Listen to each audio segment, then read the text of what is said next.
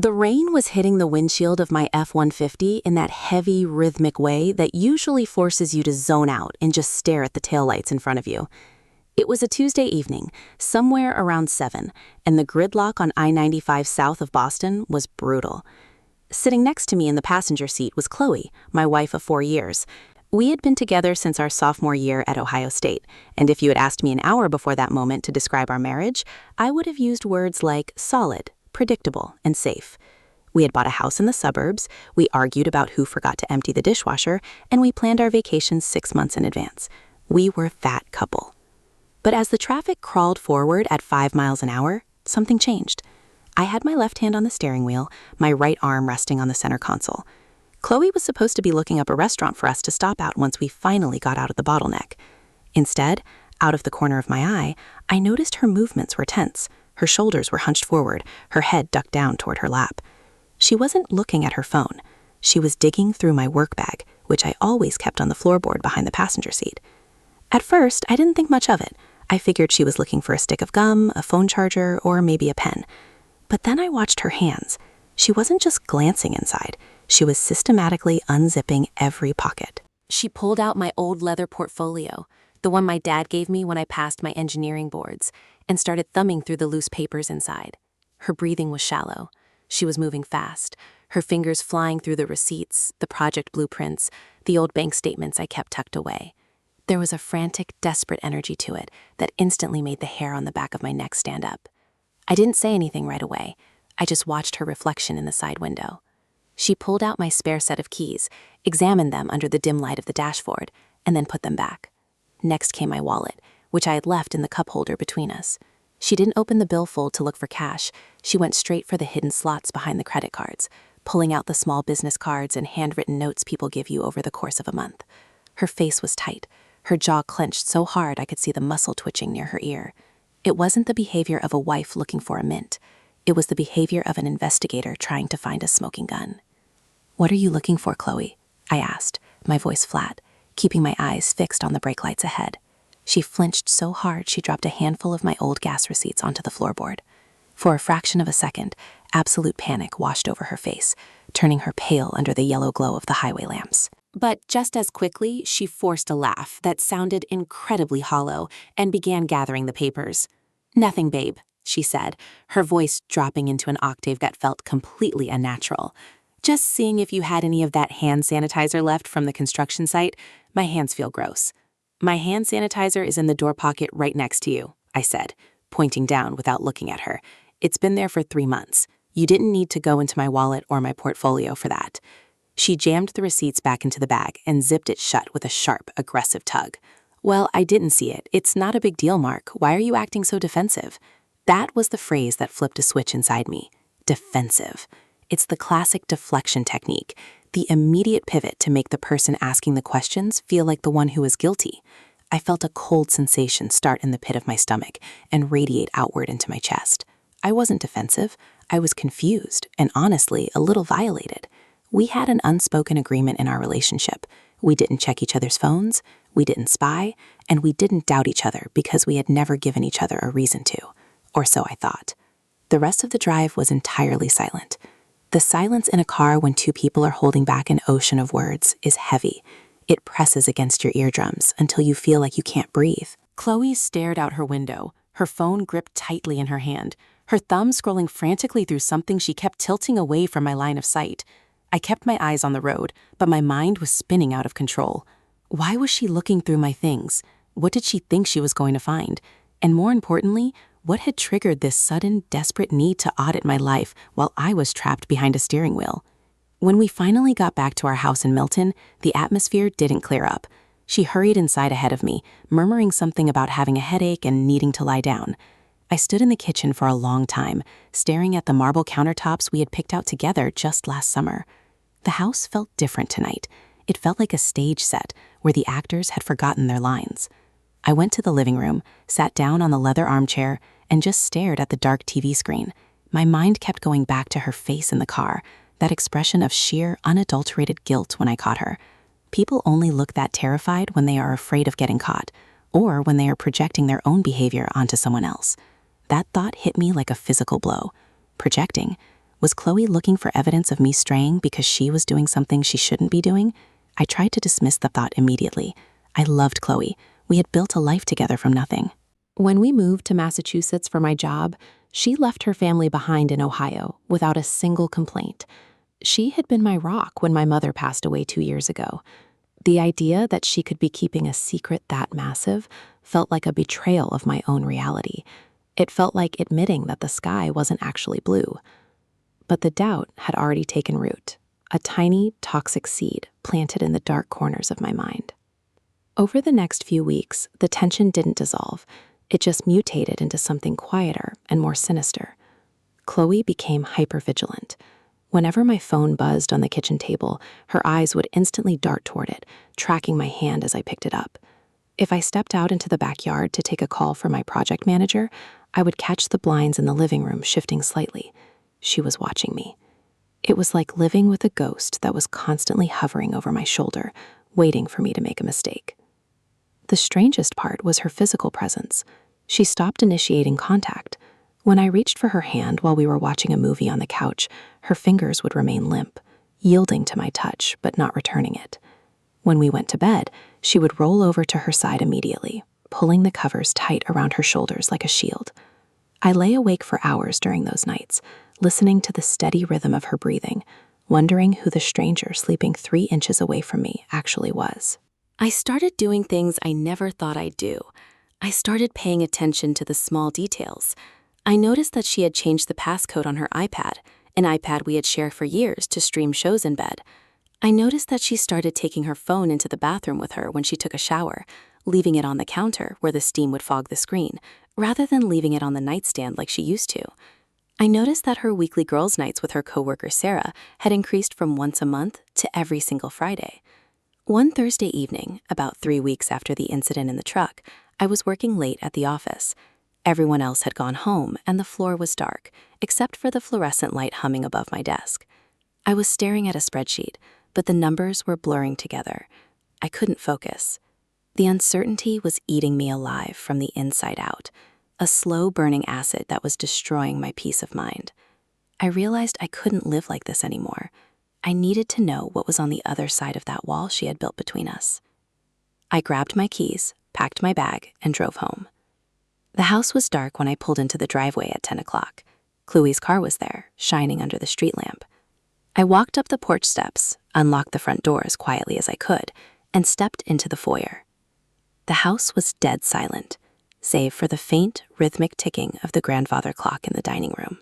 I walked upstairs, my heart hammering against my ribs like a trapped bird. The bedroom door was cracked open, a sliver of light spilling out onto the hardwood floor of the hallway. I approached silently, my breath catching in my throat. I peered through the gap, expecting to see her asleep with the TV on. Instead, Chloe was sitting cross-legged in the middle of our bed. She had a cardboard box open in front of her, a box I recognized instantly.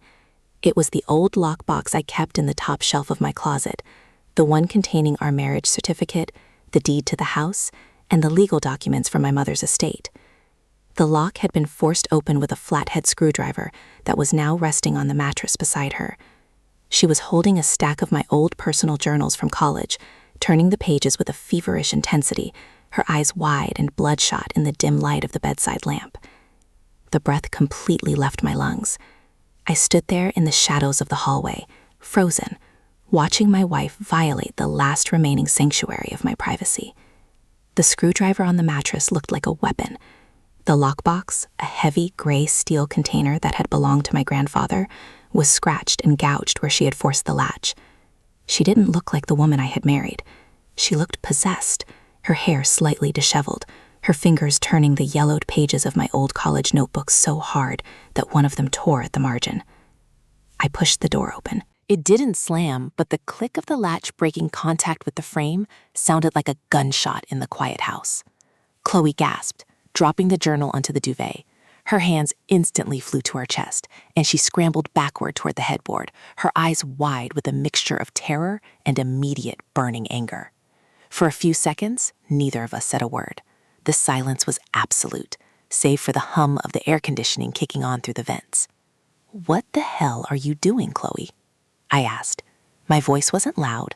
It was remarkably quiet, hollowed out by a sudden, freezing numbness that settled over my entire body. She looked down at the forced lockbox, then up at me. The panic in her eyes lasted for only a moment before it morphed into something ugly, a defensive sneer that distorted her face. "You shifted things," she said, her voice trembling but sharp. "In the closet. The documents.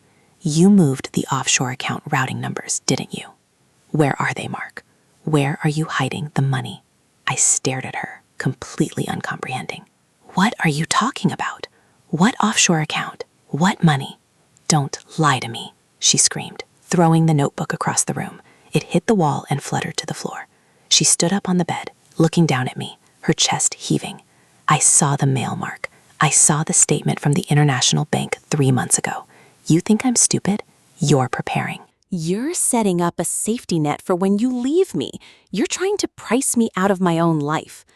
The sheer absurdity of the accusation made my brain short-circuit. I don't have an offshore account. I am a senior civil engineer at a mid-sized firm in Boston. My salary goes into a joint checking account at a local credit union that she has full access to. The only international mail we had received in the last year was a promotional brochure from a Canadian resort we had looked at for our anniversary. "Chloe, look at me," I said, stepping closer to the bed, raising my hands to show I wasn't aggressive. "There is no money. There is no international bank. You broke into my grandfather's lockbox to find college journals from 10 years ago. What is happening to you? Why are you doing this?" "Because you're hiding something," she shrieked, tears finally spilling over her eyelashes, though they didn't look like tears of sadness. They looked like tears of pure, unadulterated frustration. "You're always working late. You're distant. You look at me like you don't even know who I am anymore. People don't just change like that unless there's someone else, or unless they're planning an exit strategy. I know how this works. I'm not going to let you ruin me." The realization hit me then, heavy and cold. This wasn't about a fictitious bank account. This was a smokescreen. She was projecting so hard that she was inventing a corporate espionage thriller in her own mind just to justify her paranoia. Or worse, she was trying to find a reason to blame me for something she had already done. "I'm working late because the bridge project on Route 9 is 3 weeks behind schedule, and the state is threatening to fine us $50,000 a day," I said, each word dropping like a stone. "I look at you like I don't know you because I don't. You're tearing through my truck, you're tracking my phone, and now you're breaking into my personal property with a screwdriver. You are creating a monster out of nothing." She didn't answer. She just sat back down on the edge of the mattress, burying her face in her hands, her shoulders shaking. But she wasn't apologizing. She was retreating into herself, shutting down the moment the logic of the situation didn't align with the narrative she had constructed. I didn't sleep in our bed that night. I took a blanket and a pillow down to the living room couch. I lay there in the dark, watching the shadows of the tree branches outside dance across the ceiling. My mind was a chaotic mess of timelines and conversations, trying to find the exact moment when our marriage had diverged from reality. It felt like living in a house built on sand, watching the foundation slowly crumble away while I was powerless to stop it. The next morning, she was gone before I woke up. A brief text message at 7:30 a.m. read, "Going to stay with Sarah for a few days. We need space." I didn't reply. I couldn't. Part of me felt a twisted sense of relief that the suffocating atmosphere of the house was gone, even if it was temporary. I went to work, went through the motions of checking stress test data for concrete pillars, answered emails, and ate a stale sandwich from the vending machine. I felt like a ghost walking through a life that no longer belonged to me. By Friday, the silence in the empty house was deafening. I hadn't heard a word from her. I called her twice, but both times it went straight to voicemail. I called Sarah, her coworker, but Sarah answered with a cold, professional tone, saying only, "She's safe, Mark. She just needs time to think. Please don't call here again." That night, around 9, I was sitting on the back porch with a glass of bourbon, watching the neighborhood kids play flashlight tag 2 backyards over. The normalcy of their laughter felt incredibly cruel given the state of my life. My phone buzzed in my pocket. It was a notification from our shared tablet, which I had brought downstairs. An email alert. Chloe's personal email account was still synced to the device. I had never looked at it before. It was a line I had promised myself I would never cross, even during the worst of the last few weeks. But as I sat there in the dark, looking at the preview text on the lock screen, the promise dissolved. The email was from an address I didn't recognize, a generic Gmail account using a string of random numbers. The subject line read, "The coast is clear this weekend." My hand shook as I opened the tablet. I bypassed the security code, which she had changed on the device itself, but her email app was unlocked. I tapped the message. "He's completely clueless," the email read, dated from 2 days ago. "He thinks I'm staying at Sarah's because of his paranoia. He actually bought the whole breakdown in the bedroom. I'm at the cabin in New Hampshire. The keys are under the fake rock by the side door like always. Come up tonight after he thinks you're at the office. I miss you." The world went entirely silent. The sound of the neighborhood kids, the crickets in the grass, the distant hum of the highway, everything vanished. There was only the sound of my own blood roaring in my ears, a deafening, rhythmic pulsing that made me dizzy. The cabin in New Hampshire belonged to her parents. It was a small, secluded place on a lake near Meredith, about a 2-hour drive north. We had spent our first anniversary there. We had painted the kitchen together. It was a place that felt sacred to us, a sanctuary away from the noise of the city. And she was there right now, with someone else. The pieces of the puzzle didn't just fall into place. They violently slammed together. The sudden searching of my truck, the breaking into the lockbox, the wild accusations of offshore accounts and affairs, it wasn't paranoia. It was strategy. She had been actively trying to construct a scenario where I was the villain, trying to find any shred of dirt, any ambiguous receipt or old letter that she could use to justify what she was already doing. She wanted to feel like the victim so she wouldn't have to carry the weight of her own guilt. I stood up, dropping the glass of bourbon onto the wooden deck. It shattered, the dark amber liquid soaking into the wood, but I didn't care. I walked into the house, grabbed my truck keys from the kitchen counter, and walked out the front door. I didn't pack a bag. I didn't plan what I was going to say. I just needed to see it with my own eyes. I needed to destroy the last remaining doubt before it destroyed me. The drive up I-93 North was a blur of green highway signs and red taillights. I didn't turn on the radio. The only sound inside the cab of my truck was the steady, heavy breathing of a man who had just watched his entire life catch fire in real time. My grip on the steering wheel was so tight my knuckles were completely white, the skin stretched thin. I crossed the state line into New Hampshire around 11, the rolling hills and dense woods of the White Mountains swallowing the highway in an absolute, suffocating darkness. Every mile I drove felt like a descent into someone else's nightmare. I kept replaying the last 4 years in my head, looking for the cracks I must have missed. Was it the promotion I took last winter that required more travel? Was it the weekends I spent buried in blueprints while she sat alone on the couch? You always try to blame yourself first. That's the tragedy of being the person left in the dark. You look for your own flaws to explain someone else's malice. But then I would remember the forced lockbox, the calculated lies, and the cold, venomous look in her eyes when she called me defensive in the truck. The sadness evaporated, replaced by a raw, burning adrenaline that made my chest ache. By the time I pulled off the highway onto the winding, unlit state roads that led toward Lake Winnipesaukee, it was just past midnight. The air up here was cooler, damp with the scent of pine and lake water. I knew these roads by heart. We had driven them in the fall to see the leaves change. We had driven them in the winter with snow chains on the tires. Now I was navigating them like a thief in the night, dousing my headlights a quarter mile before I reached the turnoff for her family's property. The cabin sat at the end of a long, unpaved gravel driveway, shielded from the main road by a thick wall of birch trees. I let the truck coast in neutral, the tires crunching softly against the stones, before pulling into a small clearing beneath the trees. I shut off the engine. The silence that followed was heavy, broken only by the pinging of the cooling manifold under the hood. I stepped out of the truck, closing the door using only the weight of my hand until the latch clicked softly. My boots sank into the damp pine needles as I walked toward the perimeter of the clearing. Through the trees, the silhouette of the cabin emerged against the dark, glassy surface of the lake. There were lights on. The kitchen window cast a warm, amber square of light onto the wooden deck outside, and parked right next to Chloe's crossover SUV was a vehicle I recognized instantly. It was a silver Jeep Wrangler with a distinct dent on the rear fender and a roof rack. It belonged to Liam. Liam was my best friend. He was the man who had stood next to me as my best man at our wedding. He was the guy I had known since we were freshman roommates at Ohio State, the one who had helped us move our furniture into our first apartment in Boston, the one who spent Thanksgiving with us when his own parents went through a bitter divorce. He had been a fixture in our lives for a decade. Lately, he had been going through a rough patch, a bad breakup and a layoff from his tech job, and I had spent hours on the phone with him, trying to help him get back on his feet. I had even suggested to Chloe just last month that we invite him over for dinners more often so he wouldn't feel isolated. The betrayal didn't just hurt. It physically nauseated me. It was a double-edged blade, cutting through my chest from both sides. The two people I trusted most in the entire world hadn't just deceived me, they had collaborated to make me feel like I was losing my mind.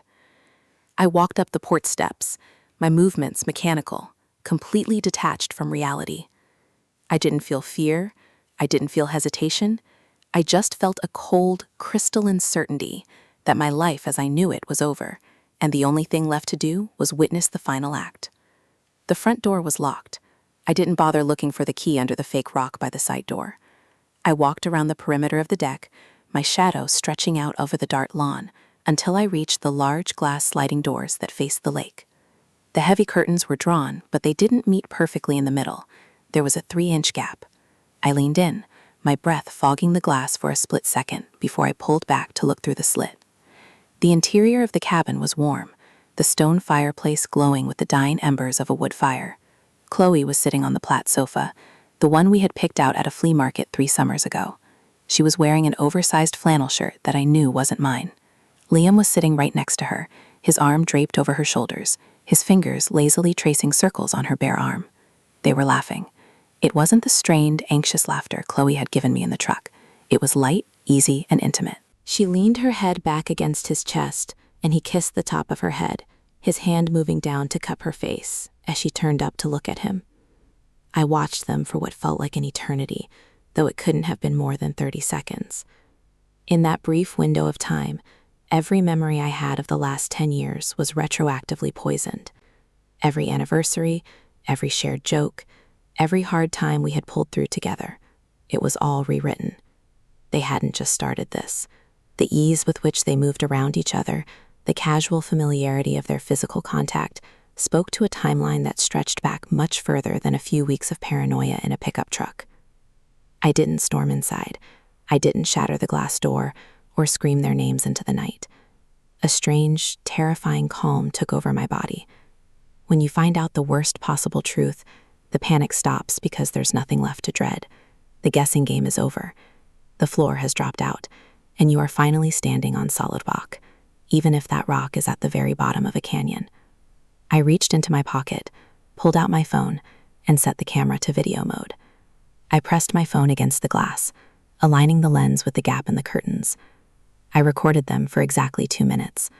I captured the way he held her, the way she smiled at him, the way they shared a glass of wine from a bottle that I had bought and left in the cabin cellar last autumn. I made sure their faces were perfectly clear, illuminated by the warm light of the living room. Once the recording was saved, I locked the phone and put it back in my pocket. I took a deep breath of the cold lake air, feeling the icy burn in my lungs. Then I stepped up to the sliding glass door, raised my hand, and knocked 3 times, hard, against the glass. The sound shattered the quiet of the night like an explosion.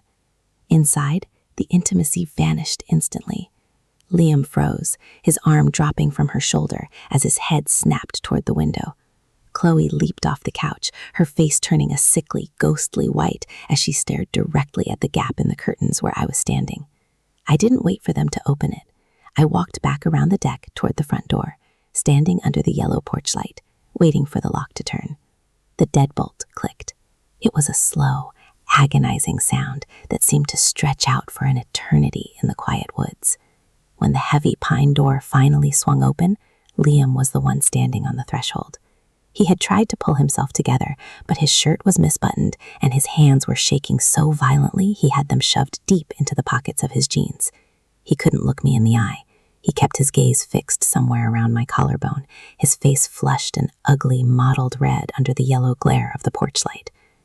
"Mark," he stammered, his voice cracking slightly. Hey man, it's not what it looks like. Let's just step inside and talk about this. Where's Chloe? I asked. My voice didn't sound like my own. It was completely steady, devoid of any inflection, like an automated recording. Before he could answer, Chloe appeared behind him in the dimly lit hallway.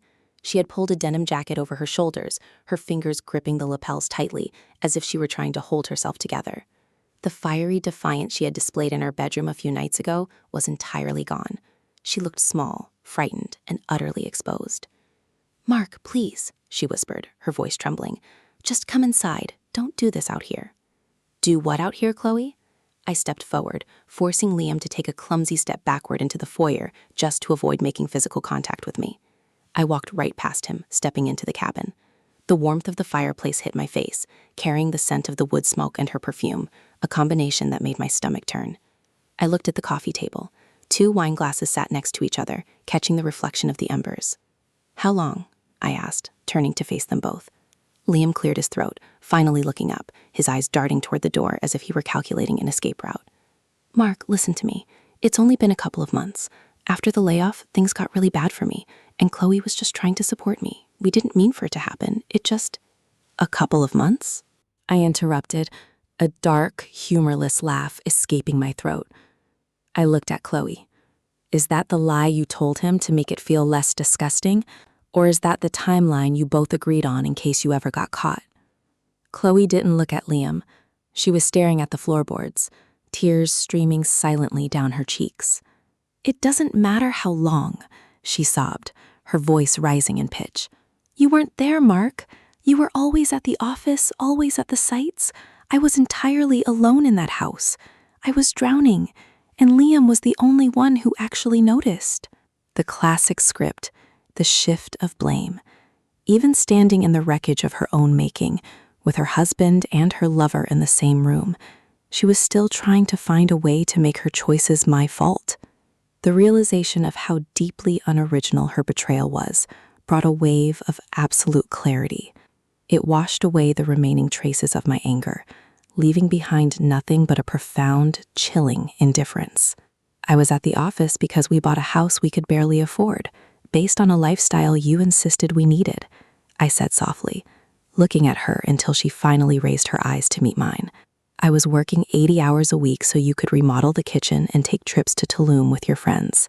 I thought I was building a future for us, but you were just looking for an excuse. She went to reach for my arm, her fingers outstretched, but I stepped back, out of her reach. "Don't," I said.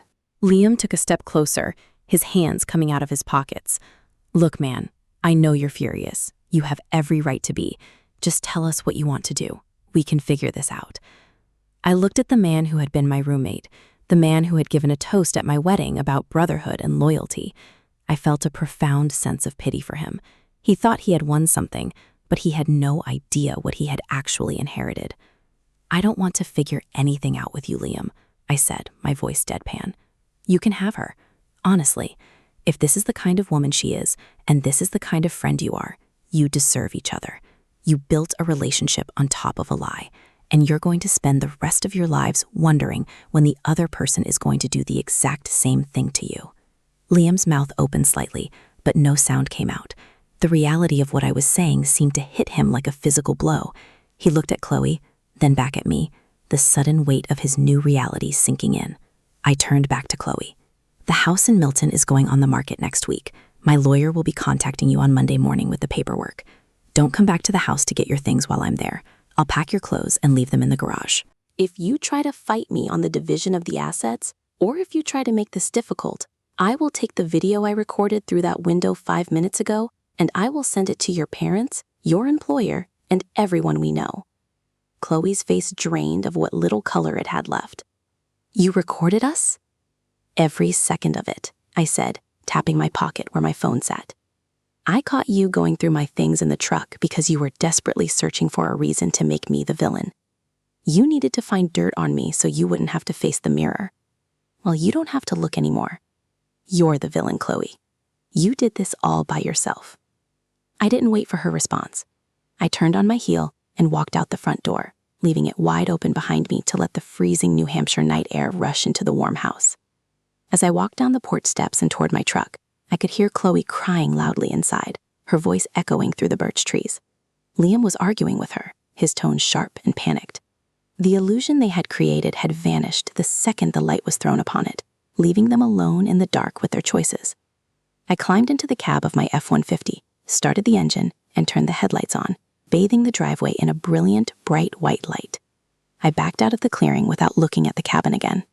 As I hit the main road and pointed the truck south toward Massachusetts, the heavy knot that had been tightening in my chest for the last month finally began to loosen. The pain was still there, vast and deep, and I knew the coming months would be a brutal, lonely process of rebuilding my life from scratch. But as the highway lines began to fly past beneath my wheels, I felt a strange, quiet sense of freedom. The truth had set fire to my world, but it had also cleared the field. For the first time in a very long time, I could finally breathe.